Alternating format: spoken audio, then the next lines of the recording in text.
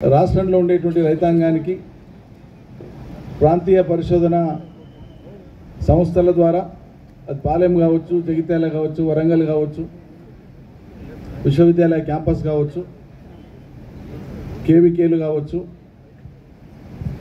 ICR సెంటర్లు కావచ్చు, వీటన్నిటి నుంచి కూడా విత్తనాలను మనం రైతాంగానికి అందజేస్తాం.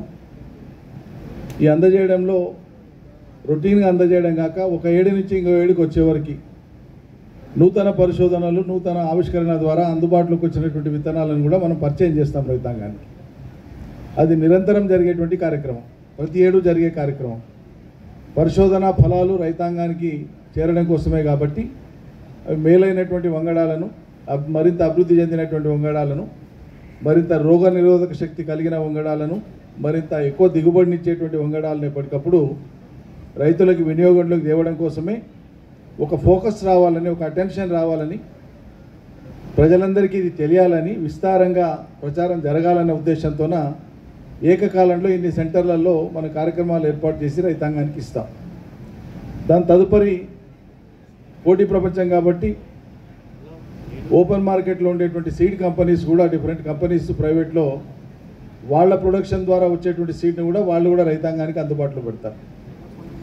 ఎవరు పెట్టినా అంతిమంగా పరిశోధనలు, ఉత్తమమైన పరిశోధనలు, ఉత్తమమైనటువంటి ఆవిష్కరణలు వచ్చినటువంటి వాటినే ఇటు ప్రభుత్వ సంస్థల ద్వారా కానీ, విశ్వవిద్యాలయాల ద్వారా కానీ, ప్రైవేట్ కంపెనీలు కానీ రైతాంగానికి అందుబాటులో పెట్టవలసి వస్తుంది.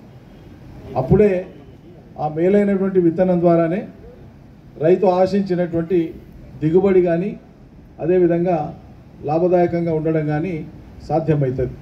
మామూలు పంటలు పండించడానికి మాత్రమే కాదు, విత్తన పంటలు పండించడానికి అత్యంత శ్రేష్టమైనటువంటి ప్రాంతం మనకి. భూమి కూడా తనలో ఉండేటువంటి పోషకాలు ఏవి లేకుండా మనం పైనుంచి ఇచ్చేటువంటి రసాయనిక ఎరువులో, పైనుంచి ఇచ్చేటువంటి ఇతర జీవ ఎరువులో అవి మాత్రమే పనిచేసి మనకు పంటలు రావు. రైతాంగం తెలియక ఇంకా కొంత అమాయకత్వం ఉంటుంది. ఓ సంచి జతకి ఇంకో సంచి పోస్తే ఎక్కువ పంట వస్తుందని అమాయకత్వంతో పోస్తారు. అది అడుగుపిండి కావచ్చు, లేకపోతే యూరియా కావచ్చు, ఇష్టారాజ్యంగా పోస్తారు. యూరియా ఎక్కువ పోస్తే ఏమవుతుంది, తొందరగా పచ్చగా అయిపోతుంది పంట. తొందరగా పచ్చగా అయితే లాభం కంటే నష్టం ఎక్కువ. ఎక్కువ పురుగుల్ని ఆకర్షిస్తుంది, ఎక్కువ కీటకాలను ఆకర్షిస్తుంది, ఎక్కువ రోగాలను ఆకర్షిస్తుంది, పంట దెబ్బతింటుంది. అవసరం ఎంతో అంతే ఇవ్వాలి. ఆ విధంగా మనం రైతాంగంలో ఎరువుల వాడకం మీద, భూసార పరిరక్షణ మీద, తీసుకోవాల్సిన జాగ్రత్తల మీద, తక్కువ ఖర్చుతో, తక్కువ పెట్టుబడితో ఎక్కువ లాభం తీసుకునేటువంటి విధానాల మీద మనం రైతాంగానికి నిరంతరం శిక్షణని ఇస్తూనే ఉండాలి. ఇది నిరంతర పాఠం ఇది.